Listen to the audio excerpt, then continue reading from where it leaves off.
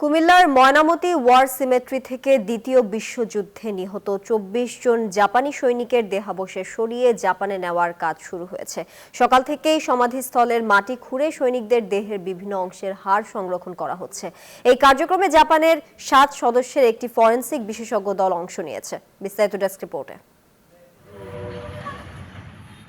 এখানেই সমাহিত হয়েছিলেন দ্বিতীয় বিশ্বযুদ্ধে নিহত ১৩ দেশের ৭৩৭ জন সৈনিক। এরপর পেরিয়েছে ৮১ বছর। কুমিল্লার ময়নামতি যুদ্ধ সমাধি থেকে দ্বিতীয় বিশ্বযুদ্ধে নিহত ২৪ জন জাপানি সেনার দেহাবশেষ সরিয়ে নিজ দেশে নিয়ে যাওয়ার উদ্যোগ নিয়েছে জাপানের ফরেনসিক দল।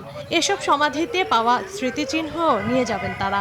বিশেষজ্ঞ দলটির ৭ জনের মধ্যে ৬ জন জাপানের ও ১ জন যুক্তরাষ্ট্রের নাগরিক। প্রধান আর্কিওলজিস্ট ফ্রান্সিস মাইকেল বলেন, আপাতত মাটি খুঁড়ে স্মৃতিচিহ্নগুলো সংরক্ষণ করা হচ্ছে। Release any results until we finish our excavation work. We are just continuing the work. After we are finished, we can release any results. বিশেষজ্ঞদের টিম লিডার ইনোওয়ে তাতসুকাই জানান, দেহাবশেষের ডিএনএ টেস্টের মাধ্যমে পরিচয় শনাক্ত করা হবে। এরপর তাদের পরিবারের কাছে হস্তান্তর করা হবে। エクスカベーターのオペレーターみんなとても協力的でとても効率的に働いてくれるのでとてもচাচ্ছে যেতে ওনাদের যে সেই ৮০ বছর আগের যে সৈনিক ছিলেন তাদের পরিবারের কাছে তাদের পৌঁছে দিবে, তারা কিছুটা শান্তি পাবে। কমনওয়েলথ ওয়ার গ্রেভস কমিশন এই যুদ্ধ সমাধিক্ষেত্র তৈরি ও রক্ষণাবেক্ষণের দায়িত্ব পালন করে আসছে।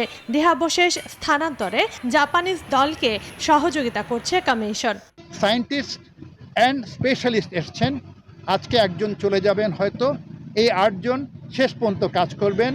গত ১৩ নভেম্বর শুরু হওয়া এই কার্যক্রম আগামী ২৪ নভেম্বরের মধ্যে শেষ হওয়ার কথা রয়েছে। Desk report, news 24।